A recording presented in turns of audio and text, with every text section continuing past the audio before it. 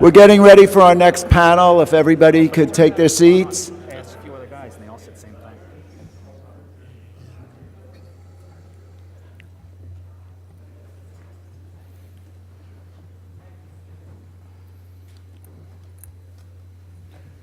So this next panel is the impact of analytics on the field, and it's going to be moderated by Buster Olney. Buster Olney's a senior writer at ESPN, works for ESPN the magazine, reporter for ESPN's Sunday Night Baseball telecast, analyst for Baseball Tonight. Buster joined ESPN in 2003 to cover baseball for all their entities. He also writes a daily column for ESPN.com, and Buster began covering baseball in 1989 for the Nashville Banner and later for the San Diego Union Tribune, Baltimore Sun, and New York Times. He is also the author of The Last Night of the Yankee Dynasty, The Game, the Team, and The Cost of Greatness. And Buster will introduce the panelists. Once again, in terms of questions, if you have them, we've got note cards in the back. Just give them to Jeff in the back, and he will bring them up to Buster. Thanks, Mark. To my right is Eduardo Perez, who played 13 years in the big leagues. Last week, I was actually at the Marlins camp, and I was talking to his dad, and I said, now, I've met so many kids of players, and a lot of them are really messed up. What did you guys do different? And he said that Eduardo's mom did a great job. Keith Law does a lot of scouting for ESPN. He used to work in the Toronto Blue Jays front office. Keith's on my podcast every Thursday. And Eric Wedge played 4 years in the big leagues. He managed for 10 years in the big leagues, and I always tell people that all three of these guys I love to do shows with because they're really generous, and they have the point guard mentality. They're ready to pass the ball, which makes it really fun to do shows with. We're going to be talking about analytics and the use of them on the field. And as we get into it, I just sort of wanted to pick up the thread from the last panel where they were talking about Bill James. And I thought as we get started, I want to hear from all these guys about the first time that they were exposed to analytics. And yesterday actually was the anniversary, the 33rd anniversary of when Bill James's first book was published, handbook was published by Ballantine. And I was a senior in high school that year, and it was given to me as a gift for my graduation, and of course collected all of them. And after that, it changed everything. It certainly changed the way that I as a son of Vermont, I had a Stratomatic team called the Green Mountain Boys. And so I love to get Bill James's handbook, and it shaped how I chose my teams. Eduardo? Oh, great. Hi, guys. Well, to be honest with you, with me it sort of came early. And one of the big reasons was because in A-ball I had, and some of you guys know, I had lost pretty much my vision in my left eye. So I needed to maximize as much as I could when it came to the analytic part. Don't forget, I was raised by a family which believed in a big word, which I found out today it's not going to be used anymore in baseball, and that word is clutch. It broke my heart because as far as everybody always tells me, Eduardo, your father in the 70s was the best clutch hitter in the game. Now what am I going to live off? So, oh boy. So anyways, now going back to the other part, it's pretty simple. What do I do with the information I can get to maximize my ability now pretty much with one eye? My weakest eye, my right eye. So I had to look for research. I had to do a lot of things, and having numbers and being able to do your homework and pretty much forecast what that pitcher is going to do or what that hitter is going to do. For me, I needed all the information possible. And it's gotten from that at a small scale to now what we recognize as the game of analytics, and it's a completely different perspective in the game that even the most reluctant organizations now have that department. And I think that just tells the greatness and the potential, and we're just at the cusp of where this can go. So I came to Bill James' work specifically later, probably learned about Bill's work from other people who had learned about analytics from Bill. When I was a kid, even a teenager, what I knew about baseball was mostly what I read in Newsday, which is where paper where I grew up on Long Island, and what I heard from announcers on TV. And so up until I was probably 19 or 20 years old, I thought there was such a thing as an off-speed pitch, not realizing that that's what the announcer says when he has no idea what the pitcher actually just threw. We still do that. Yes, we do, all the time. And I've learned not to say anything, just nod. Yes, absolutely. Yeah, quality off-speed pitch.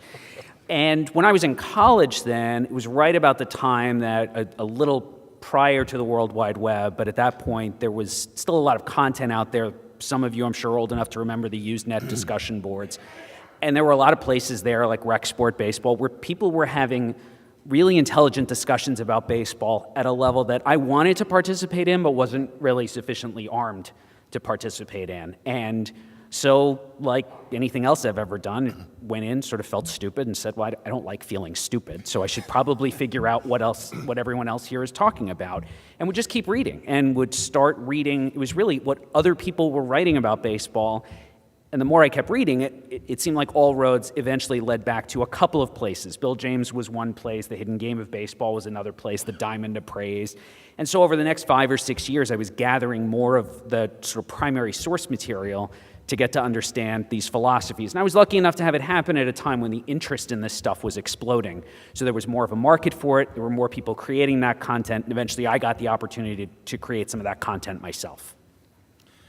Well, when I was first hired as a manager, I was hired as a minor league manager in the Cleveland Indians organization, and Mark Shapiro at that time was the farm director.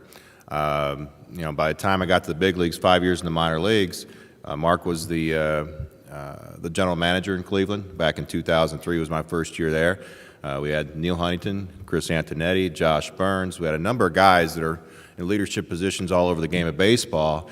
And what I really am appreciative for is the fact that in the wintertime, I lived in Cleveland, I would go up there, similar to Keith, I would sit there and listen to the conversations in the front office and ask questions. And I would see a number of these different books, and you know, I wanted to look at these books, you know, talk about Bill James and others. And it just piqued my curiosity. And we used to get those stat packs, which were the most basic, useless stat packs ever. Prior to every game, and people would actually use those. I mean, that was kind of what you tried to do to prepare for a ball game. But yet, when I would talk to these guys, and I would ask them what they had, and could I get some of that, and then we just kind of formed a bond. And next thing you know, I'm getting information from them that I can really use, and I'd get the coaches involved, and we can really start to put our heads together and how we can help this translate to the players and what we can do to help give us an advantage. So a lot of smart baseball guys that were really cutting edge at that point in time, and we were, I think, at the forefront there of really utilizing the numbers back in the early 2000s and really trying to push that envelope, because we had, you know, bright guys in the front office. I was open-minded to the information. We had a lot of coaches in the organization at the big league level that they all came from the Indians organization, so we were really a tight-knit group, and you know, that was my introduction to it, and it's just you know, blown up from there. You know, it's funny you mentioned those stat packs too, because we would give them, when I was in Toronto, we'd give that stuff to the coaching staff, and later we'd give them access to inside edge data, and I remember thinking, no one's telling them what to do with it. Right. They need a user guide somehow. Well, and so they would make questionable decisions based on data that probably shouldn't have been the basis for the decision in the first place. You know, and we'll talk about that as we get into this more, Buster, I know, but ultimately that's what this is about today for me, and one of the reasons I'm happy to be here is because the information has to translate. In other words, you have to understand the information, and we have to make sure that we're able to get it and use it how it's supposed to be used, and you better make sure that the players buy into it. So that's, I think, one of the most critical jobs for a big league manager these days, to make sure that you manage up and you manage to your players as well. Yeah, I always thought the Indians were really underrated in how they used analysis. One quick aside, we've all mentioned Bill James here. They mentioned in the last panel, I personally think that he should be honored with the Buck O'Neil Lifetime Achievement Award. And it'd be great if that movement started on his behalf. Keith and I talked about it on the pod yesterday. I mean, he'd be a great candidate for that. Eric, I want to pick up the thread of what you were talking about. Tell us about the process of how numbers were brought down to your office every day from the front office, how you use them. Did they give you a suggested lineup, or did they give you some suggestions written out, and how you would then take it down the line to the players? Well, I mean, some of you don't know me, maybe you do. I mean, I've kind of got a strong personality, and kind of a big guy, this, that, and the other. So usually, these guys would walk in very, very timid and just say, "What do you think of this? Get back to me tomorrow." And they'd run out. Then I would look at it, this, that, and the other. Eventually got to the point to where they're coming in there, they're setting up shop in the office during the season. We talk as soon as I got to the ballpark, and I just got hungry for it. And it's feeding me more and more and more. They would never bring a lineup down to me. You hire a manager to lead your big league team, but as a manager, you've got to be married to the general manager in the front office. You have to be. If you don't, it's just an accident waiting to happen.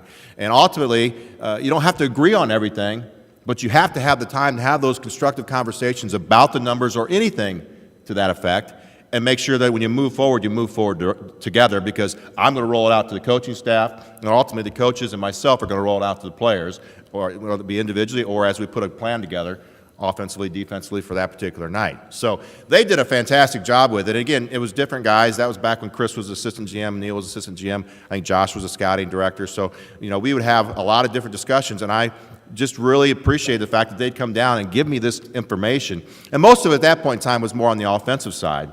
I thought the defensive part of it way back in the day was just archaic, but I don't have a problem with it because it got the ball rolling, and we're so much further along, I think, now than we were before. So ultimately, to be able to get that type of information and to understand, how the batting average, I was one of the first things that I learned early on, just how overrated that number is, and ultimately, I'm still not sure about the whole clutch thing. We'll have to have an argument about that later. But ultimately, I just thought it was very good, Buster, the way they gave me the information and how I was able to articulate it to the infield guy, the offensive guy, the pitching guy, whoever it was, and we could put a plan together for our individual players. So ultimately, it wasn't just a collective edge for us. It was more of an individual edge, depending on that starting pitcher, somebody in the bullpen, or us offensively 1 through 9. I remember once having a conversation with David Price and James Shields together, and they were talking about the shifts. This is when they were both with Tampa Bay. And the Rays' philosophy was that if the pitcher didn't buy into it, they wouldn't do it, because they didn't want to have the pitcher standing on the mound saying, "I don't like the shift. I don't want it employed," and so if the pitcher called it off, then they would honor the pitcher because they didn't want that in his head. From a managerial standpoint, how important was that for you to get buy-in? Well, and that's where you have to be on the same page again with the general manager and everybody up there that's working hard to crunch these numbers and give you the information. And I want all the information I can get, and then we'll ultimately decide how we're going to use it and what we're going to use. You've got to make sure that what you give the players, I'd rather focus on two or three things than try to give them too much and you lose it all. So it's better to be the king of one or two than try to be the jack of all trades, so to speak. So ultimately, we've got to make those decisions. But with the starting pitching, that's the most tricky part of it. When you've got a veteran like a CC in Cleveland or Cliff in Cleveland or Felix in Seattle, whatever it may be, you've got to make sure you have the time to have a conversation with them about what you want to do, and it can't be the day he pitches. All right? I'm not going to just accept the fact, no, we're not going to shift. Okay, well then why? I want to understand. I'm telling you why this should work. You tell me why you don't want to do it. Now, if you give me a good answer back, I get it, boom.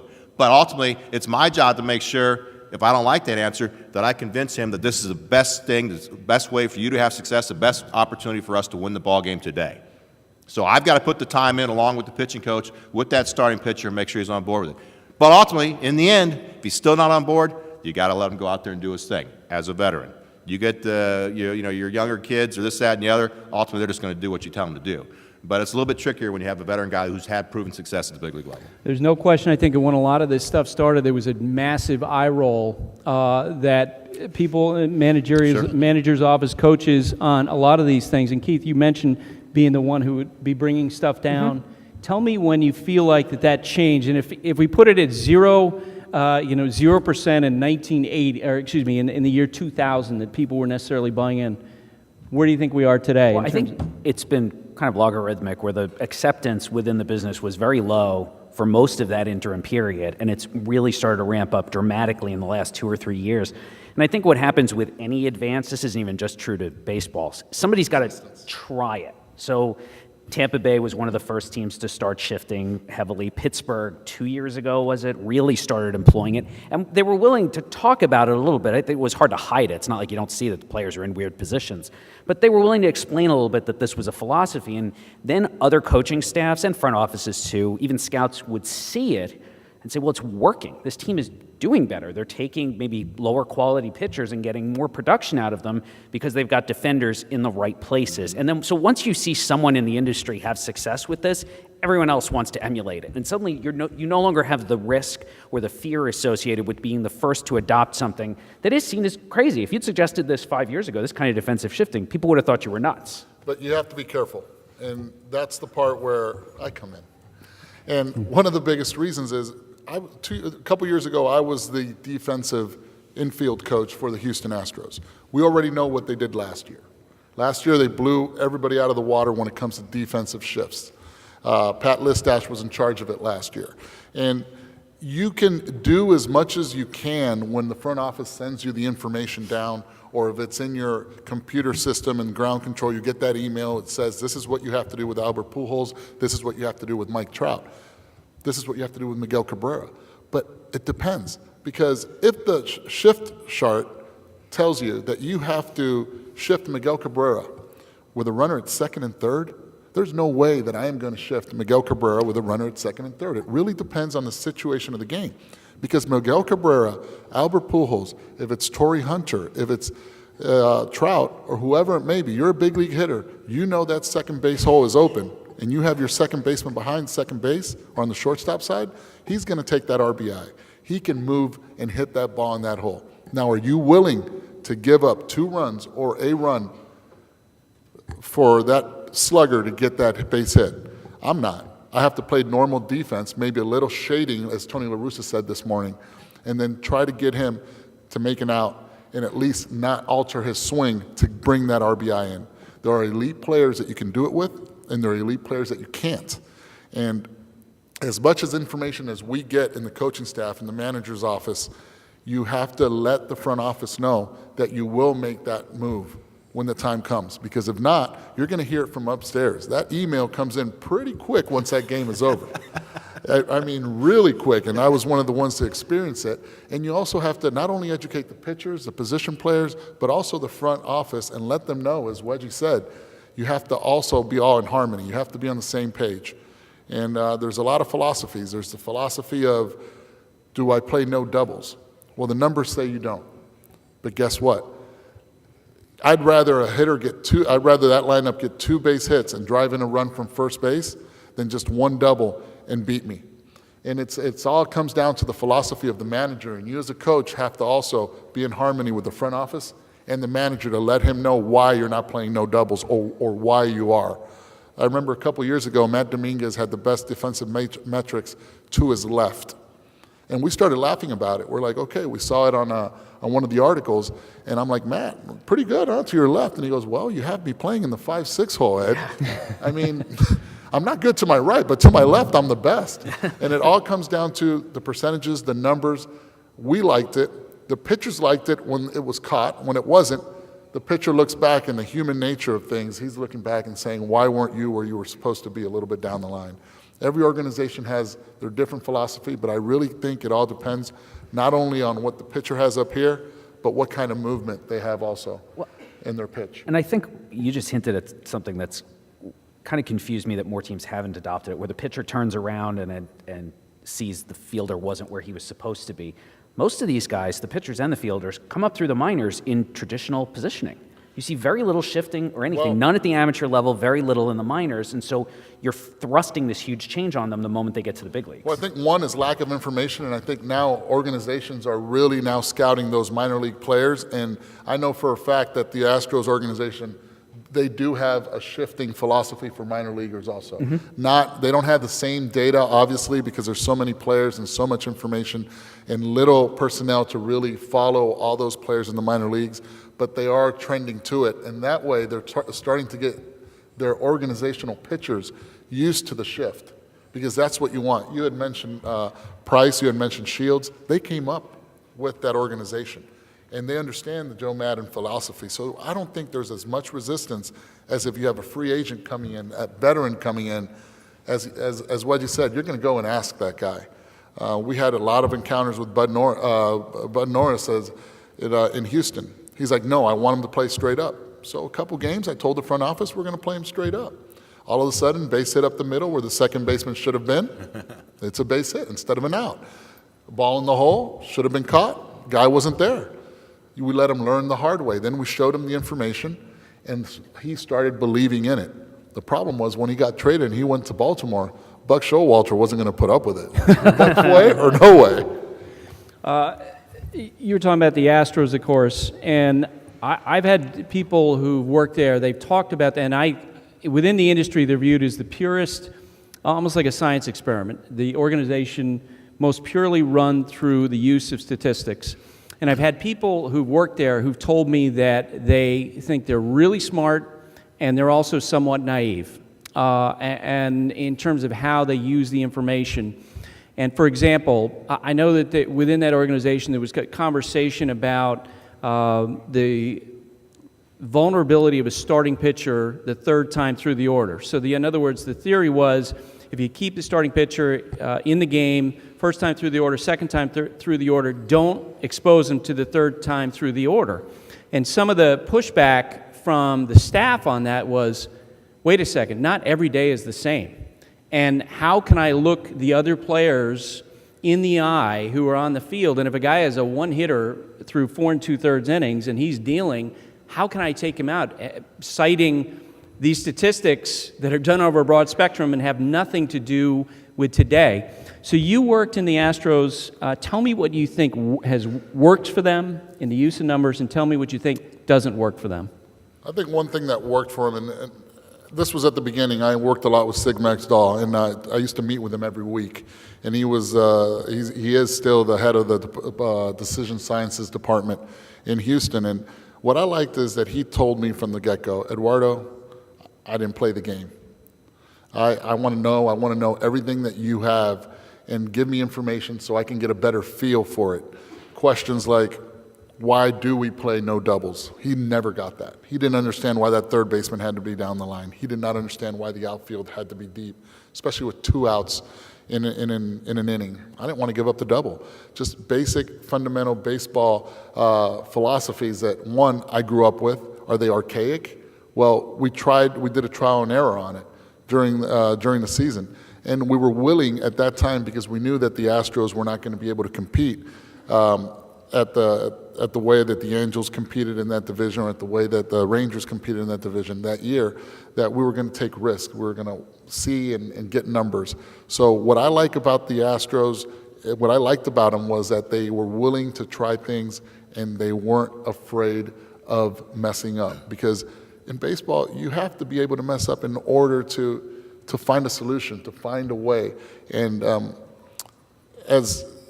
more information that we gathered, the better I believe trial and error. You get some trial. The better you're going to be, and that's what it definitely comes down to when it comes to the Astros. Eric, when you hear that about from a manager's perspective, if someone were to bring that to you, 2 times through the lineup, get him out, 3rd time through the lineup, which I've heard other teams now really beginning to embrace that more and more. Well, I think there has been a lot of trial and error with the numbers and just how important they've become in the game, and rightfully so. But ultimately, they're still human beings. I mean, they're not widgets. I mean, they're human beings, brains, hearts, and you know what? These players out there, you've got to be in the trenches with them for. You're playing 162 games in 172 days or whatever it is, and ultimately, you've got to have their trust. You've got to win their trust, and my goal is not just to win the game tonight; it's to win as many games as we can win over 162. So ultimately, you've got to make sure that you focus on tonight, be prepared for tomorrow, don't be afraid of tomorrow, but ultimately have the big picture and how many you're going to win over 6 months. Trust is a big factor, and particularly with starting pitchers. Once you develop somewhat of a track record with a certain individual, after they get in their career, then ultimately you have to work off of that. Paul Bird was a good example back in the mid-2000s with us. I mean, I mean, he could get through 5 innings like a champ.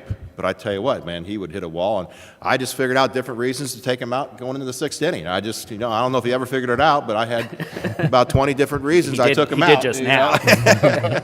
And, he ended up winning 15 games for us. But you can't do that with every pitcher. But you not can't your do that with bullpen. every pitcher. That's Your right. bullpen. But you can't do that with every pitcher because you're not going to survive in your bullpen. And the bullpen is going to make you or break you year in and year out as well. And ultimately, you're going to lose your club.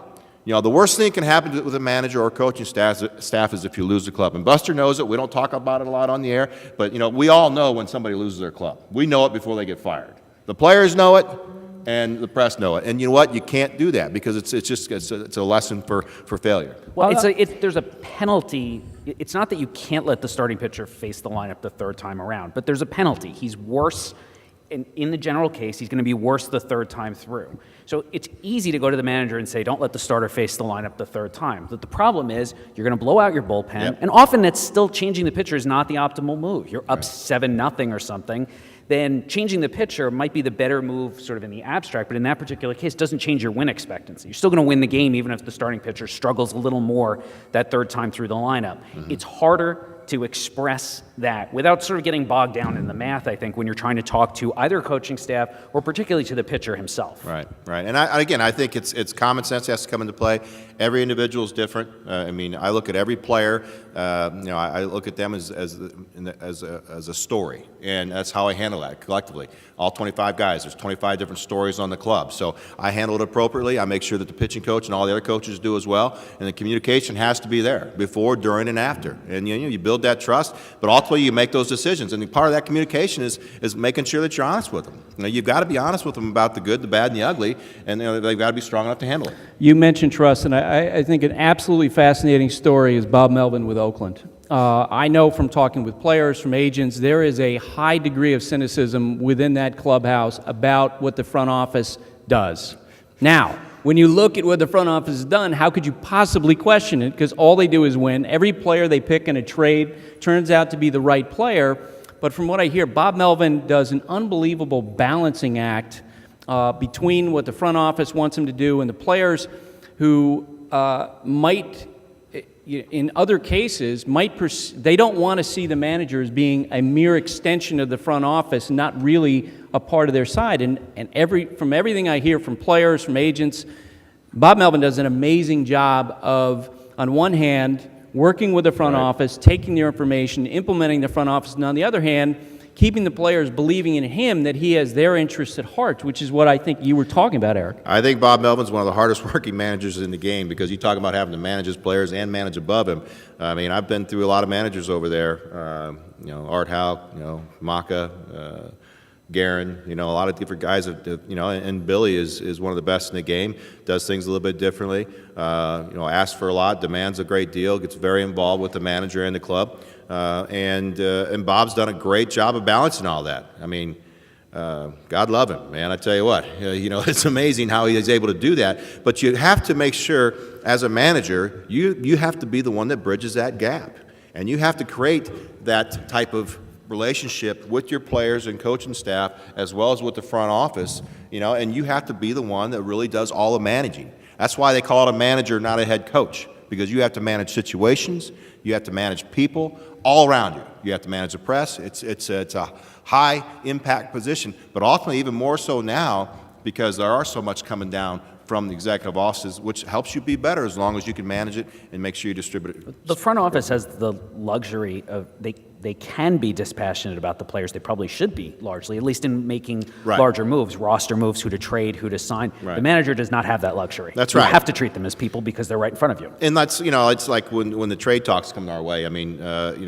Mark Shapiro, he'd always say, listen, if something gets far enough down the road, then I'll come down to you. But I'm not going to bother you with every conversation we have because there's, too many. Yeah, too many of them. And he said, you're emotionally involved with the players. I get that, and he is too. But again, he can have that separation. He's not, he doesn't have to be that vested in that regard emotionally. So I think that's the best way to go about it. And I think it's worked pretty well. I'll give you an example of that emotional investment. When I was covering the Yankees in 1999. Joe Torre was diagnosed with cancer, and Don Zimmer took over as the manager. And at the end of spring, one of the guys who was trying to make the team was Clay Bellinger, who was drafted by Don's son with the Giants and had come over to the Yankees. And as Zimmy's running the team through spring training, he's talking about Bellinger. Boy, this kid looks great. He looks tremendous. And he didn't break with the team, but later in the year, he got called up and after Joe got back, and Joe put him in as a pinch runner in a game in Anaheim. And he broke from second base. He made a mistake, and they threw behind him, and he broke for third instinctively, and he beat it to third base. And after that, Joe would always talk about what a great base runner Clay Bellinger was. And they began to use him as a defensive replacement in left field, and in center field, and in right field. And Joe, who'd been in the game and knows a heck of a lot more than I do, would be, God, Clay Bellinger's so good. What an amazing player he is, and he's so good defensively. And I'd be sitting there kind of going, is that right? And I'm, as a beat writer, you're only covering one team, and you only have that perspective of one team. And so we went along, and Clay actually was a defensive replacement for a couple of years. He got a couple World Series rings, and I think it was in 2001. Darnell McDonald got called up. Bernie Williams got hurt for an extended period of time, and Darnell McDonald got called up from the minor leagues to play center field, and a ball got hit in the gap. He ran after him like, oh my God, Clay Bellinger's a terrible center fielder. Because I'm watching Darnell McDonald run after the ball, and I realize everything Joe and Zimmy's been telling us, it's an emotional attachment, and Clay was a winning player for that. Well, and Clay didn't play much after he left New York. I mean, but there are players that you do fall in love with as managers, and they fit your, well, Tony. La Russa was key. He'd have a guy, Jose Kendall made a long career over there because he did everything that Tony needed him to do. I mean, Jimmy Leland, Don Kelly. Jimmy loved Don Kelly. Just did exactly what he needed him to do. And you know what he could do? Here's what, as a manager, he trusted him. He trusted when I put him in the game, I know exactly what I'm going to get, so I know exactly when I'm going to use him, and it's going to work over 162 games. Keith, when you look at the Astros, tell me what you think works and doesn't work. Again, I think at the macro level, in terms of making sort of large-scale player personnel moves, trades, signings, even in the drafts in general, I think their system tends to work. I think they've done particularly well in the draft, and this extends back to when Jeff Luhnow and Sig were with the Cardinals too, at finding some hidden value in later rounds of the draft. When you're trying to find, it's like you're pouring all the college players, because it's really where you have the statistics, you're pouring them all into a fairly fine sieve. Only a couple of players are still going to fall out and project to have any kind of major league value. But they do keep doing it. They keep finding guys in the 5th, 10th, 15th round at a point where the expected value of a draft pick is essentially zero.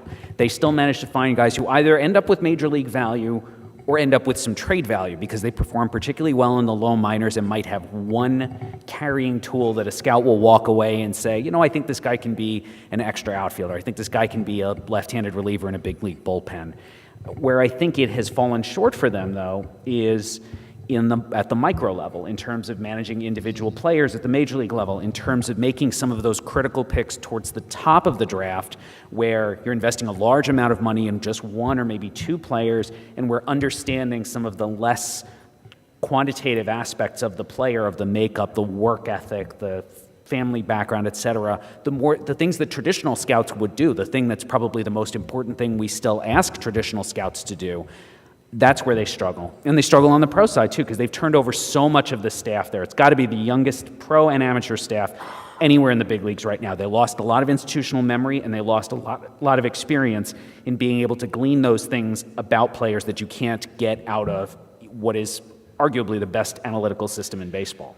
And I would agree with that, and I would challenge everybody, and if I was running an organization right now, and there's so many smart people involved in the game right now, you've got to be smart enough to understand that, again, the numbers aren't the end-all. It's so important, but how it translates and how you ultimately make this happen with human beings, that is the end-all.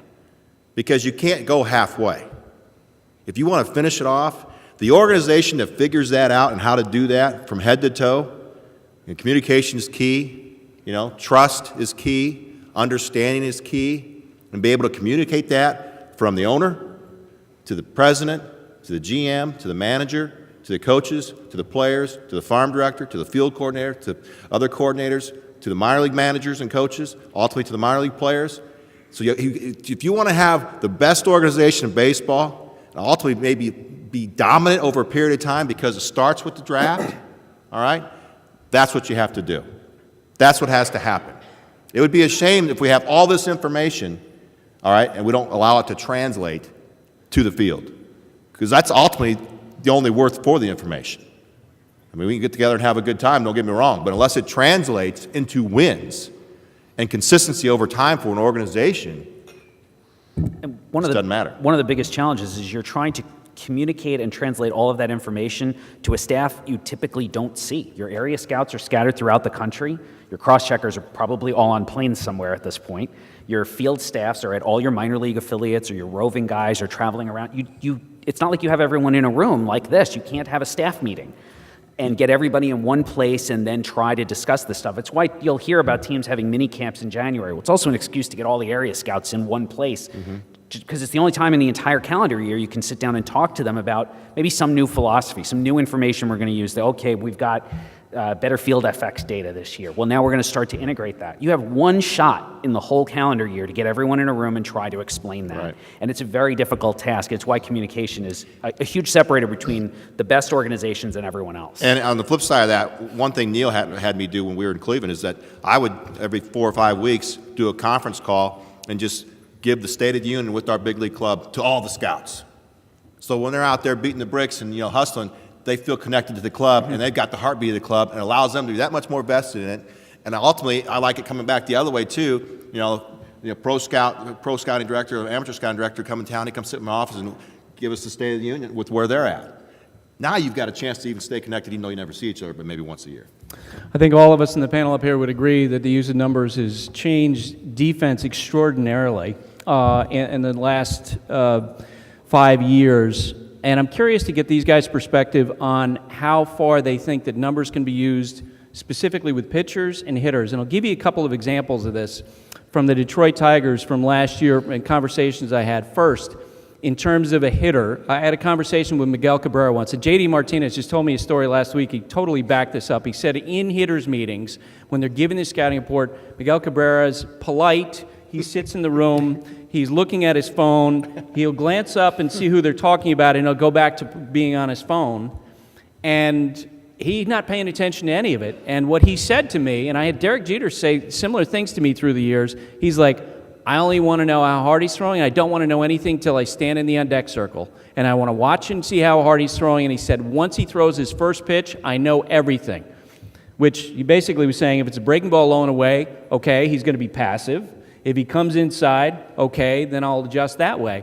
On the flip side of that, Max Scherzer, in conversations with him, he would, in their meetings with Alex Avila, with Jeff Jones, their pitching coach, before games, he would present to them. It wasn't them presenting the game plan to him. He would present to them, okay, on this hitter, this is what we're going to do if the count reaches this certain number, because he studied all these numbers, and he knew what hitters could do against a particular pitch in a particular count. And he would tell them, this is why I'm doing this with the count, so that when we get to that count, there's not going to be the back and forth and Alex Avila trying to understand, and he could anticipate and call the pitch that Max wanted.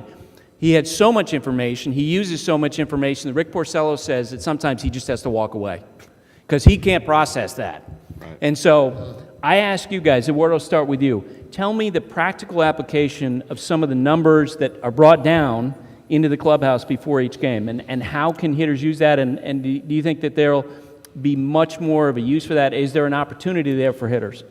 From my experience of being a hitting coach also with the Marlins, and you get that resistance from players. A lot of the players, they don't want to know that much because you have so little to think about and so much to react on. And what they want to know is the release point. They want to know what part of the plate that pitcher dominates. Is it the inside part or the outer part? Because you cannot cover any part. I'm a firm believer in you're either a high ball hitter or a low ball hitter. You can't cover both. You cannot do it unless you're looking there because your swing just does not dictate it depending on who you are. So if you can focus on one side of the plate, giving that count, and that's what I always tried to educate the hitters. If it's on an 0-0 count, the pitcher likes to be on the middle outer part of the plate. If he's ahead in the count, he likes to throw the ball down and away if it's a breaking ball, but any fastball he's throwing hard in. So I want you to look in a location. Why look middle away when that pitch is going to be a slider down out of the zone? Look middle in. He Would hits that you spot. attach those to numbers? Would you present that and say this is what the pitcher typically does? I would do it on a percentage point basis, but to give him so many numbers for them to crunch, let me tell you something. Baseball players are not that smart. All right? You have to keep it as basic as possible. And if you can simplify it for them and just give them a chance, a fighting chance to go into that box saying, okay, this is what this guy is going to do, or this is what he predominantly does with no one on base, with a runner in scoring position, that's what they embrace. That's what they want. That's why all those hitting coaches, when you see all those little pamphlets they have, they're giving the hitter that information then and there, because if not, the hitter will forget. Keith? Well, one sort of tangent I want to add to that too, before I kind of address the main question, because you brought it up, was it seems like every couple of months there's a player, position player, pitcher, whatever, who gets quoted sort of trashing advanced stats. I don't believe in BABIP. I don't believe in on-base percentage. And what happens is then there's obviously this is more mechanism. Absolutely a defense mechanism. The world I live in too, online too, where it's like when the people jump on that player too. It's the player doesn't have to be on Fangraphs every day. Some of them are, obviously, but if I were a GM or a manager, I wouldn't want him to. Wouldn't necessarily expect him to be scrutinizing the stats at that level. He's got to buy into the general philosophies, but ultimately that's the job of guys like these, to get the players to buy into just what they need to buy into. If Rick Porcello I'm more reactive. I can't be overthinking it on the mound, because you see that I think more in the minor leagues too. Players who get a little too caught up in approach, a little too tied up in, it's almost like an anxiety reaction. Well, I'm trying to think of all these different things and it's gone. So I wouldn't be critical of a player who's like that. I wouldn't be trying to force that on a player. You just need him to buy in to the extent that he can execute his job a little bit better. And I feel like we in the media it's easy to go into a clubhouse, 25 guys, you ask each one of them, what do you think of sabermetrics? Eventually someone is going to say something incendiary, and then suddenly you have your clickbait for the next day. You have to know every single player. You have to know their personality, how smart they are, how dumb they are, how tough they are, their ability to retain, their anxiety level. There's just so many things that go into knowing every player. Now, the good thing about it is you've got the coaches. It's my job as a manager to know everything about every player. If Eduardo's the hitting coach, he better know everything about every hitter that he has. And it's our job to decide what we give them, and not just collectively as a game plan, a collective game plan. Johan Santana, when we faced him when he was at the top of his game, I told Derek Shelton, our hitting coach at the time, I don't care if this guy throws a 50-pitch complete game. We're hacking early. I'm not going to sit back and get deep and him throw that Bugs Bunny changeup, and you know what? Next thing I know, I look up and we've got one hit, and he's got 80 pitches in the ninth inning. He's either going to throw we're going to be like all over ESPN, no pun intended, because it's like a 55-pitch complete game, or we're going to knock him out. And we beat him 5 times that year. I don't know why the hell he never figured it out. You think he would. But ultimately, that's one example of a collective game plan. Now, ultimately, though, when you talk about the individual, you've got to make sure you understand the difference between a CC and a Cliff Lee. I can give CC quite a bit. Can't give Cliff a whole lot. No. I don't know if you've ever talked to Cliff. There's a reason you can't give Cliff a whole lot. All right? Now, you've got Iwakuma and Felix. Felix is special. I mean, off the charts. Iwakuma can execute a game plan. I can make an argument better than anybody in the game today. Kuma's that good. And you can see it. You can see the process. He's ahead. I mean, he's ahead. He knows exactly what he's going to do. As soon as that ball leaves his hand, he knows where it's going to be and what he's going to throw the next pitch and beyond. So you can give him everything, which is a long time. We talk about that translation issue there too. So, but it's worked out pretty well for him. Now, if you remember when he first came in, he was slower than molasses, man, in the wintertime. He worked so slow. So we had to pull him back a little bit, be a little bit more efficient with the information. I think this is interesting. And ultimately, it helped him be better, and our defense was better. Did you use numbers? Did you present some numbers to him with that? that? Oh, yeah. What types of numbers would you present with him? Well, I mean, for me, it was more tendencies with each hitter, so I guess that's not so much the numbers part of it. But it is. It's the kind of numbers that you can give a right. player. But ultimately, we heard somebody talking about strike one earlier. With certain teams and certain hitters, I like strike one anyway. I think it's the most important pitch. Strike one and 1-1 counts are first pitch and 1-1 counts are separators.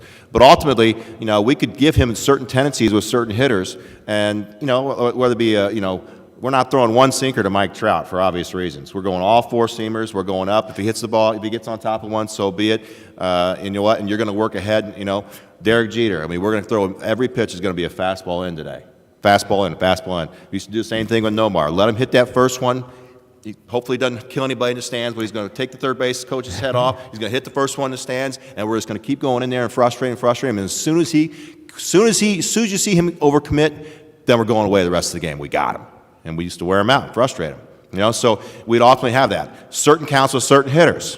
All right? This guy, we're going to get this guy out. I mean, Ichiro is one of the greatest examples. When I was against him, you know, throw that two-strike breaking ball literally 50 feet sometimes, and he would swing at it. You just hoped it didn't bounce over the catcher's head, you know.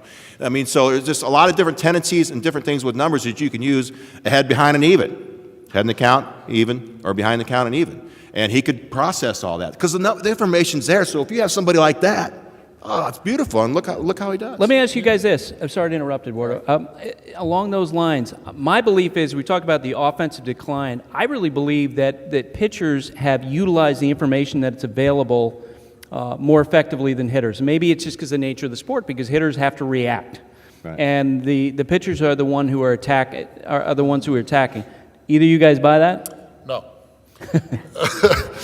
I just think right now, today's game, the front office is doing an excellent job just looking for those hard-throwing pitchers.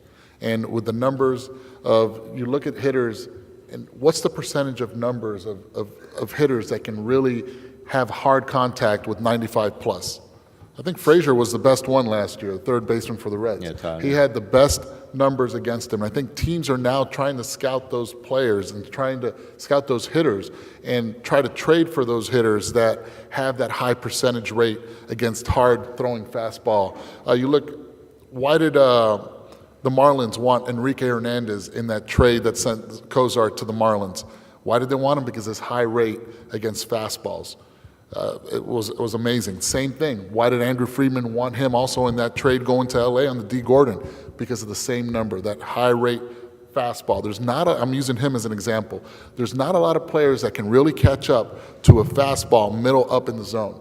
At 95, the numbers decrease, and I think you're seeing pitchers, with especially bullpens, come in throwing heat from the left side and the right side consistently. There's no more, you don't see really that ground ball pitcher anymore, that he's got a really good curveball. I think the one-batter guys are kind of beginning to fade out a little bit. It's more of a one-inning. They're starting to fade out. Yes. And what's interesting was this winter I managed in Puerto Rico, and I wanted to test that theory out with Kenneth Vargas, which played against us. And I told all my pitchers, all you're going to throw is fastballs middle up in the zone as a strike, nothing low, because his high rate, the hard hit rate was low in the zone. Yes, he hit over 400 low in the zone, but the hard hit rate was unbelievable. But up in the zone, I'm talking 88 miles per hour, just like Mike Trout. He can't hit that pitch up in the zone. Yeah. He's going to have to beat me there. And I think that's a lost art now in the game of pitches up in the zone, because hitters have made that adjustment to hit that pitch down. And that's coming back too. We're teaching kids now. We were teaching kids, but we're still teaching kids now to where you can get that fastball just above the hitting zone. It's tough to lay off, but it's a pop-up foul ball swing through pitch. And one thing that I missed saying was I told Kenneth Vargas about it. I told him halfway through the season. He asked me, he goes, "Hey man, why you throwing that foul ball up? I can't hit it." I said, "Well, it's going to continue to stay there until you make that adjustment, because that's how they're going to pitch you in the big leagues." Yeah. You Except know what? It's going to be like he couldn't do 94, it. not 88. And he could not do it. And that's, if you look at the numbers, you guys, I know you guys have fun going on the internet and checking it out. It is very weak up in the zone. And the same thing, you can tell any hitter, if you can't hit, if you're either low ball or high ball, but they won't be able to be both. That's the gap between the numbers that you can give to a pitcher now versus what you can give to a hitter. With a pitcher, you can give a pitcher a game plan for each hitter with a pretty high degree of granularity on each hitter, what types of pitches he likes, doesn't like, what zones you can pitch to. You can't give a hitter that kind of information. I've never talked to a hitter at any level who would want information at that specific of a level. Except for Joey Votto. Yes. Joey Votto is like the exception to all these rules. The numbers are going to be better for the pitchers now because of the speed-up rule in the game. Hitters can't get out and start thinking about it. They're going to just have to go hit and react, and a lot of them aren't going to be ready. That's real, by the way. That's going to have a serious effect on the game. I mean, I think positive in time, but it's going to impact the game. We're going to take some of your questions. Number one, as a manager, do you prefer a highly skilled player who does not buy into analytics or a less talented player who will do whatever it takes? Is this for Keith? Well, it's been skill always, overplays anything else. You talk about 162 games. The better players are going to help you win more games over time. Ultimately, you like that blend, but those are the special ones. But you're a manager and you're managing people. I'll take the skilled player and I'll make sure I manage him correctly to get the most out of him because he's going to help you win more games. You were telling about. I remember. I think it was before you were managing. I heard about Felix Hernandez. They went to him at the beginning of the year and they said you need to work on holding runners better, and he just shut it down. It was like they showed him the numbers and the impact, and he was like, "Okay, I got it." Yeah. And he took it from there. He's a freak. Yeah, he is. And he's a special human being, special intangibles. He's the total package. He's the apex for a starting pitcher or a big leaguer in all baseball, if you ask me. But you had to prove it to him. I don't know why we had to prove it to him because it was so obvious. But we showed him on paper what was going on, and then it started to stick out to him like a sore thumb to the point it was a pride factor then, and he just boom, game over. Keith, what stats usage and implementation would you say has had the biggest on-field impact in baseball? I think it's got to be the defensive shifting, the quality of the information that's available to major league clubs, not all of which is available to us, on the speed and direction of hard-hit balls, just balls put into play in general, and how hard those balls were hit has really changed the game. And it's even changed not just the positioning, but I've had general managers tell me, we didn't acquire such and such a player. Dexter Fowler was an example when he was on the market from the Rockies. Another GM who didn't acquire him in that offseason said, the hard hit ball data on him was terrible. And that's not a statement I would have heard 3 or 4 years ago from anybody. But now every team has access to this. I could think of a team or two that don't use it, but most teams have access to this data, and it's completely changed the conversation. Whereas 10 years ago, Dexter Fowler was an athletic kid who just hadn't performed up to his abilities. We'll absolutely take a shot at that guy. Now there was an explanation for why he hadn't done so. Eduardo, is there a difference in evaluating international players through analytics? Wow. That's a good one. Yeah. I think there has to be. I think there has to be, and one of the biggest reasons is the adjustment period, the adjustment of coming here and the way the game is played. I think there's an education part to learning the system here before you can even start throwing numbers out there. Yeah, right. Mm-hmm. I think you have to. There are those guys, those Miguel Sano's that's coming up with the Twins, and that that are going to be can't misses. Miguel, who has Carlos Correa, which is I think a can't miss phenom. He's got everything put together, but those guys take a little bit longer. You can't rush them. I think Carlos is way ahead of it. I don't think you can consider him an international player, but guys from Venezuela and Dominican Republic, that's why there's that Dominican Summer League. So you can fizzle out the ones that cannot be able to make the adjustment to this brand of baseball, which is more of a disciplined brand before you even start diving into the numbers.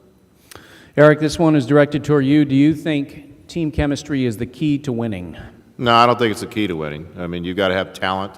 I think that you've got to be a well-balanced ball club in different areas of your club. You better be good in all areas of your club, because if you're bad in one area, you better be great in another area, if you know what I mean. So that all has to balance out.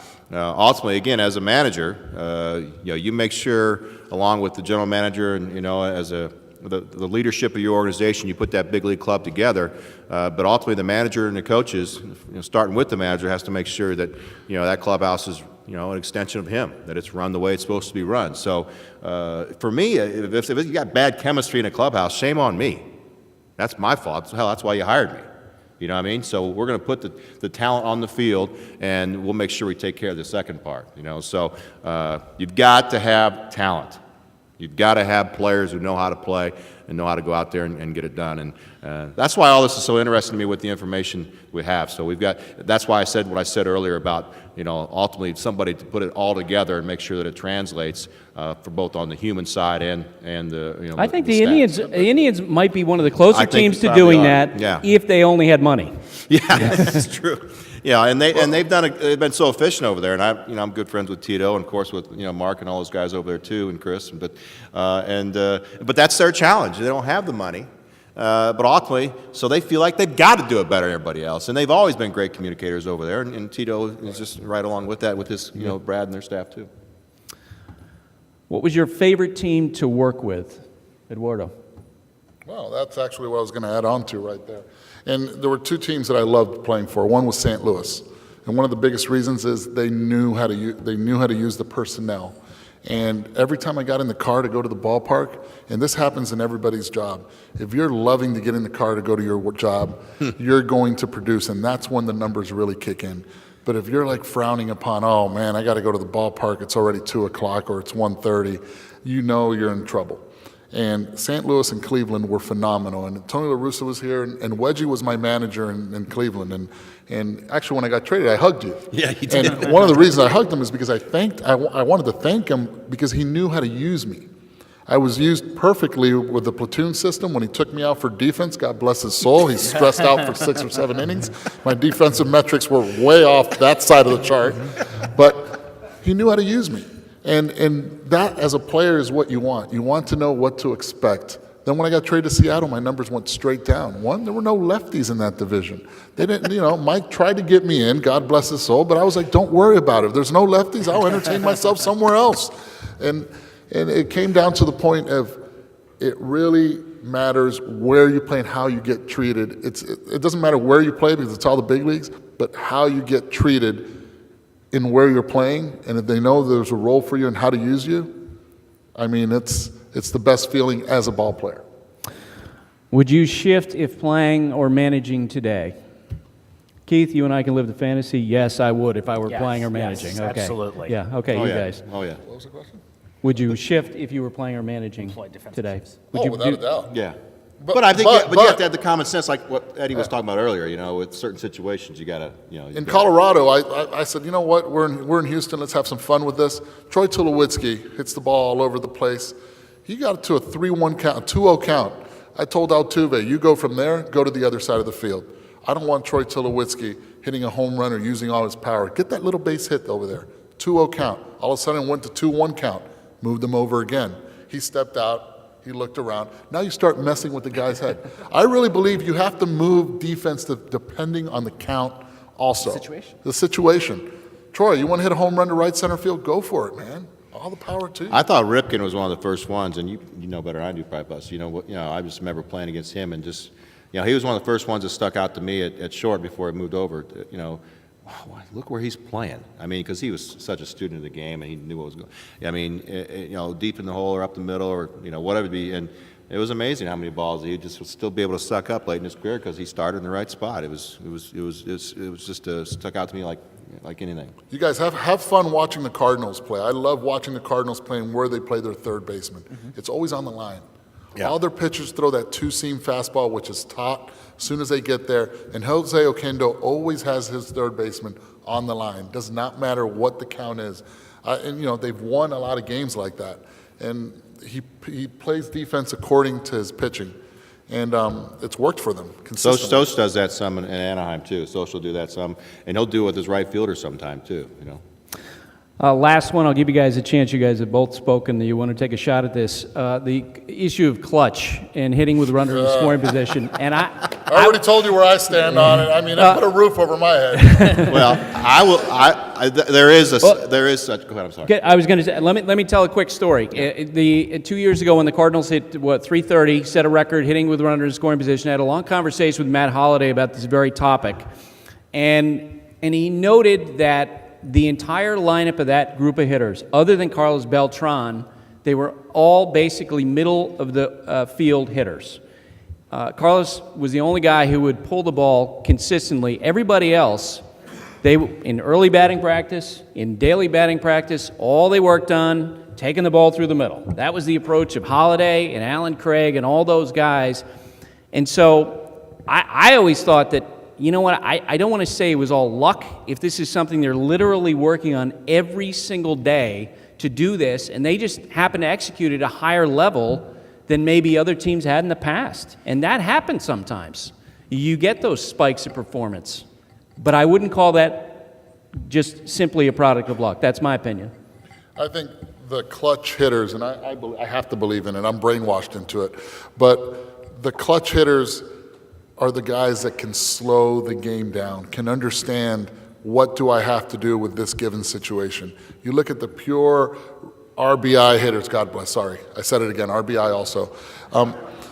Those are the guys that can use the other side of the field, that right center field. You talk to my father, the first thing he'll tell you, hey, you know what I want to do is I want to hit the ball to right center field.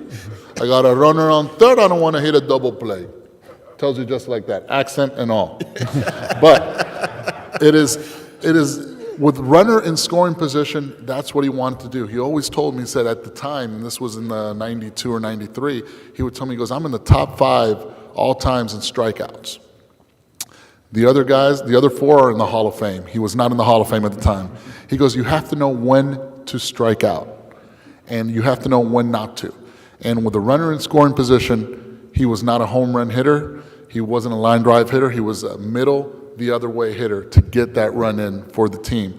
And once you start believing that, you're invincible. The game is so mental. It's so mental that you can put all the money you want on that guy to get that run in.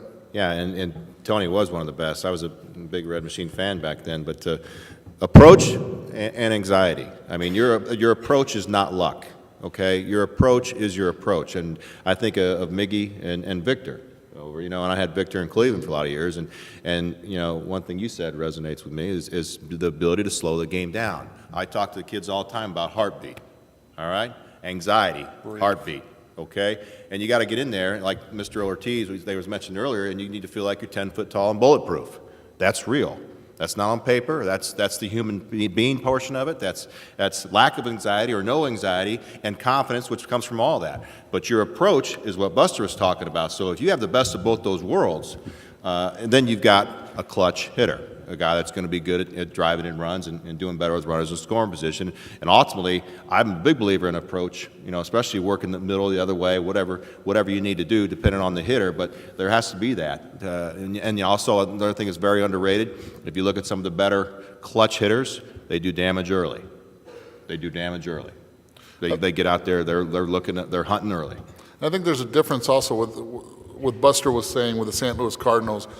Matt Holliday and all those guys, they're focused during batting practice to get the ball and hit the ball the other way. There was a purpose to it, and they all bought into it. You see a lot of teams, first round, I'm going to hit the ball over there. They start doing it the wrong way. And then all of a sudden, that 60-mile-per-hour BP throwing is not that 95-mile-per-hour pitch coming in, and you cannot do this to it. And they start squeezing the bat harder. They're not prepared. They're not prepared for that moment. And I know this is all about numbers, but at the end of the day, that approach, as Wedge said, has to start during that batting practice, actually in spring training and then on. Keith? I might have an opinion. The clutch ability at the major league level, it may exist, but we haven't found it. We can't identify it. We can't measure it. So my opinion is just don't pay for it. Don't pay extra for a skill that you can't measure, that doesn't seem to produce tangible results. And the idea is that, for those of you who sort of don't know the debate over this, there goes the house, is that clutch hitters are hitters who hit well in the clutch or just hitters who hit well, period. That there doesn't seem to be the animal of the player who hits really well in most situations but hits substantially worse than the average hitter. Most hitters hit worse in these close and late situations. The hitter who hits much, much worse in those situations or hits much, much better than you would expect in those situations. I do think the further you get from the major leagues, the more that skill does become identifiable, even measurable. You mentioned the heartbeat issue. It's a great phrase that I hear a lot from scouts. He's a low heartbeat hitter. Dominic Smith in the Mets system, who I'm a big fan of, he's a low heartbeat hitter. People thought when he was in high school he didn't care because he didn't really show a lot of emotion. You wouldn't see him get upset. You wouldn't see him get tense either. Everything, he was very zen at the plate. And all he ever did was produce. He'd hit for power. And I know he hasn't hit for power in pro ball, but he's really hit. He's shown a great ability to make contact, to go the other way. He's got a great approach. He's very calm at the plate. And I think if you get down to the low minors, you see that. And the players who really do react too emotionally to tough situations, to adversity behind them on the field, a lot of them, maybe most of them, get weeded out before they get to the big leagues. Guys, thanks for doing this. Thank you. My pleasure. Thanks for having us.